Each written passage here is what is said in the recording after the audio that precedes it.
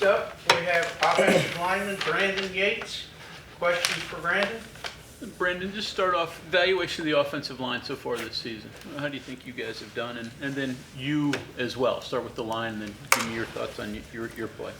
Yeah, I think our offensive line's looking pretty good right now. First game, we went out there and it was a tough environment. You know what I mean? Big environment. We still went out there and performed best of our ability. You know, we did what we needed to do. Week 2, Albany, we went out there. Albany's a pretty good team. You know what I mean? Anybody can look at what their programs are like and what their accolades are like. I mean, they put a lot of guys in good situations, and they got guys in the NFL. You know what I mean? Just like every other program in there, they do pretty well. You know what I mean? That's a pretty good defensive front and linebackers. You know, that's a pretty good team. And then Pitt, he went out there and we was physical. We was physically tough. We went out there and played extremely hard. You know, one guy I want to talk about is Nick Malone. He went out there. And we just look at the production numbers. He had 13 knockdowns, you know, and that's huge for a guy like him. That's huge. You know, that tackle would go out there and put 13 knockdowns on the board, you know. And then Wyatt had like 7. I had 8. Jaquay had 5. And Tomas like 4. So, like, we went out there and played really, really hard and got people on the ground and just played physical. And then when we needed on third downs, we was able to hold up and do what we needed to do, you know. And then that terrible holding call that cost us a touchdown.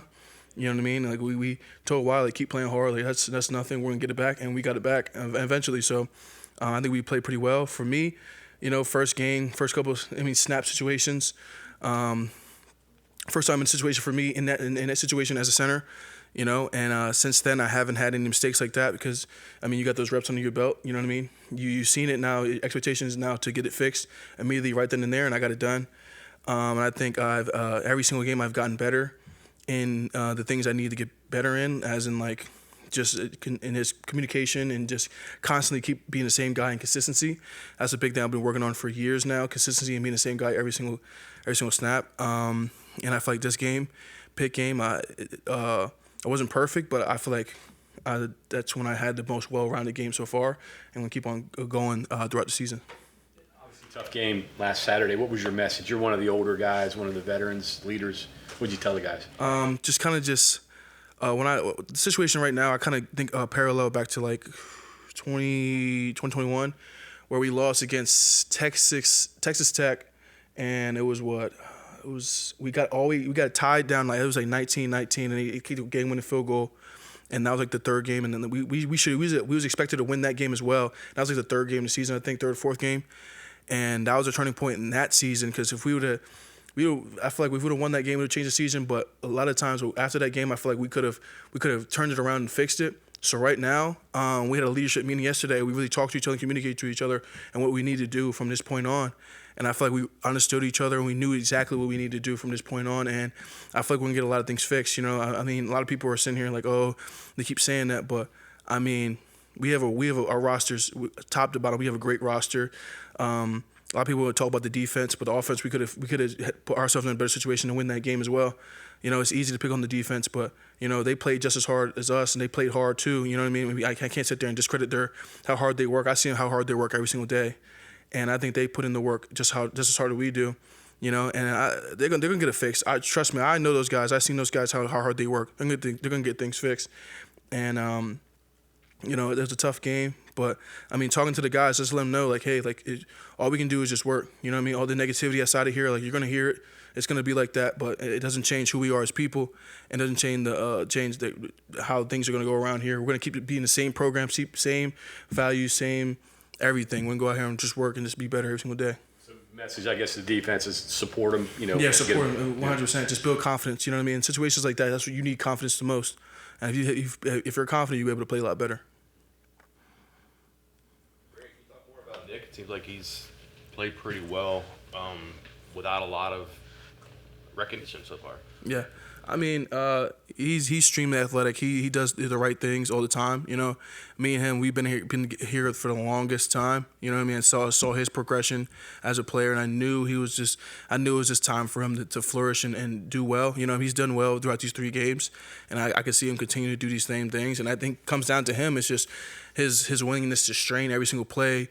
is a lot different. So I think he's going out there. He's going to continue doing the right things. I really like how he's playing right now. He's playing extremely hard. You confirmed this? You said 14 knockdowns in the game? 13 knockdowns. 13. That's Yeah. a huge number, is it not? Yes, that's huge. Does that surprise people in the offensive lineman room? Oh, it doesn't surprise us. Even though it's a big number, though. That's a big number. I don't surprise us. We see what's going on. We know what's going on. You know, we see him lift in the weight room. You know what I mean? And our mentality every play is somebody has to be on the ground every single play. Like somebody has to. You know what I mean? He had it 13 times. You know, so. Bigger challenge this week: the team wearing the blue and gold, or the team wearing the blue and red?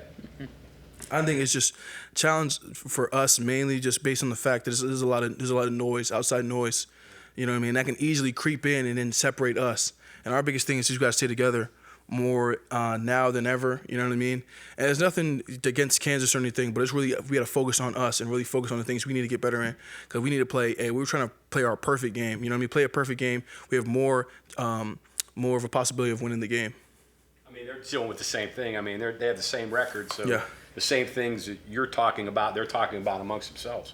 Yeah. I mean, they had some tough games as well, but I think it comes down to who wants to play harder sooner. Like from the first snap, if you want to play more than the other guy, then I guess when it comes down to who's going to win the game. So we have to get our guys ready earlier, sooner, and right from the first snap. Were you able to take anything and use anything from the game against Kansas a couple of years ago? You mentioned years ago in that turning the season around for the Texas Tech game. Obviously, different roster situation, but Looking years ago, like I really don't look at that because they're just like us. They've changed around their roster and they have a lot of guys in different positions. Their program has gotten better over the years. So really, it's just thinking about that. Like, I just take it like game by game, year by year. You know what I mean? And they got a good team right now. Like the defensive line is pretty well coached. They play hard and they do a lot of good things well. So I mean, just taking this game and focusing on the opponent we have now. You know what I mean? And they have a top defense. They're gonna have a top defense in our league. So we did take that and look at what they have, and we're gonna look at some film from a couple years ago and fix situational things we need to fix on. But other than that, the personnel, we got to focus on the personnel they have now. All right, and TJ Jackson, how much do you go up against him in practice, and just how have you seen his development since the spring? TJ, yeah. When he came in, I knew he was gonna be good. You know, he walks on the field, he just oozes that essence of he's gonna be a good defensive lineman. He went out there and he does pretty well. He's pretty fast with his hands. He's a pretty fast guy. Like he's very nimble. He moves very smooth seeing his progression. You know what I mean? I think his progression came mainly just a little more mental in the aspect because from going from Troy to here, like the difference is just the mental speed and the mental aspect. But he's catching up on that and he's doing pretty well. I knew he's gonna do well in that game once he gets the chance to and get a little more snaps. But he's doing pretty good things right now.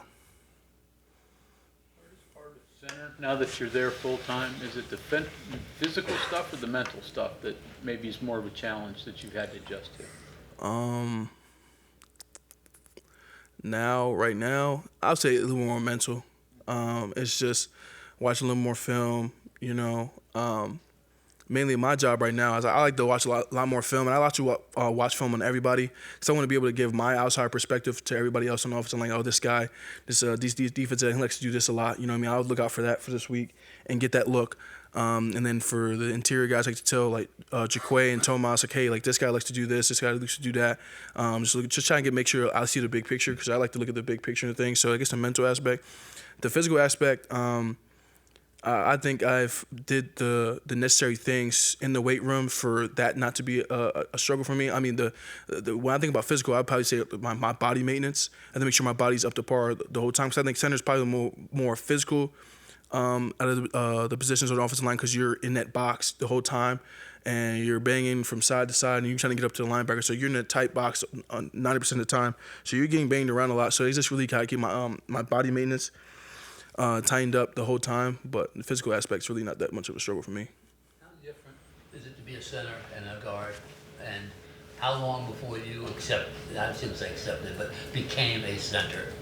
The difference, I would say, is very minuscule because I mean, I talked about that box, but I mean, in the guard, you help out the tackle a lot. You know what I mean? And I think your center, you're helping out somebody, but in situations where it's like odd, you're mainly by yourself a lot. So that's more like you're by yourself, and you get a lot more bigger body guys. So that's more like physical guys. The guys are going to try to get down in your face because they're going to try to press the pocket and get to the quarterback. So I really, the thing about center is just knowing sometimes in an odd situation or a bare situation, you're going to be by yourself. And guards, you're helping out a lot, and you do get put in man situations a lot. But I feel like at center, the man situation is a little bit different because guys are just trying to run down your face and press the pocket. For me to really accept the center, I mean, I think any spot that I move to an offensive line, when I move from left tackle to right guard, left guard, once I got into that situation, I just accepted it immediately because I can't change the circumstance. I can't change anything else. I'm not going to go to the coach like, hey, please, can you move me back here? I just take what I'm given, and I just want to do the best thing for me and for this team. And if you want me to move to long snapper, I'll go there and be the best long snapper you've ever seen in your life, because that's the mentality that I have. You know what I mean? You want to put me at a wide out, I'll go out there and I give you about maybe 5 touchdowns in the game if you just tell me to go out there and play the best I can play. So that's my mentality. So wherever I go, I'm accepted 100%, and I'm gonna do my best I can do. Yeah. You get me going downfield, I might catch 1 or 2. I'll be out of breath, so it might take me a little bit out of the game, but yeah, I'll get you something. You mentioned terrible penalty. Did you guys know right away that you didn't agree with it? Did you see it? I don't agree with that because I think if I have my hands inside and your momentum's already going downward, I'm not saying that this is I'm not saying this is a terrible call on the official. Like, the official made a call in the situation, and we have to live with it. Like, you know what I mean? And that call, it changes the play, but it's not going to change the whole game because we had different opportunities in that game to take over the game. So I'm not going to sit here and say that was a bad call on the ref. The ref made a call, and we can't change that now. But for me, in my perspective as offensive lineman, like, if I'm able to grab you inside and your momentum's already going down, and then I smack your arms down and you go down and I land on top of you, I don't feel like that's a hold. But I mean, they're probably taught different things as wherever they do to be a ref, and I really can't get mad at that because we could have changed the situation, you know. It's just really hard to look at that because I feel like that really is as a ref that swings the momentum in the game, because if we didn't have that penalty, we would have scored, and there would no punt right after that, and that punt would have been blocked. So, I mean, you looking back at it, like, hindsight, like, you're just like, oh, that could change the game. But in a situation like that, like, he made the call, and that's just a call we had to take. I think Neil said iPad sideline. Did you guys look at it too? Have you seen it afterwards and review and just been like? Yeah. We look at it and we're just we you know what I mean, we look at the iPad, which, like, I mean, next play mentality. We had to go out there and we got the score back eventually. Like, we tied it back up after that situation, but it was a huge swing, and we seen it was like, man, that's a killer. You know what I mean? You ever say Wyatt that mad? Oh yeah. He looked like he was steaming. Like, yeah. I've seen Wyatt that mad. Yeah. He gets pretty heated sometimes, but yeah. I see him that mad. I think we was all pretty mad, but, you know, we had to calm White down because we needed him the next play. So, yeah, we couldn't let it stop the whole game. Brandon, you mentioned being the old guy. You're also the old married guy. Yeah. So, last year you had a couple others. What's it like being the married guy now on the team, the old guy now on the team? It's funny because, I mean, I don't know if we started a trend, but we've seen Wyatt, like, he got engaged.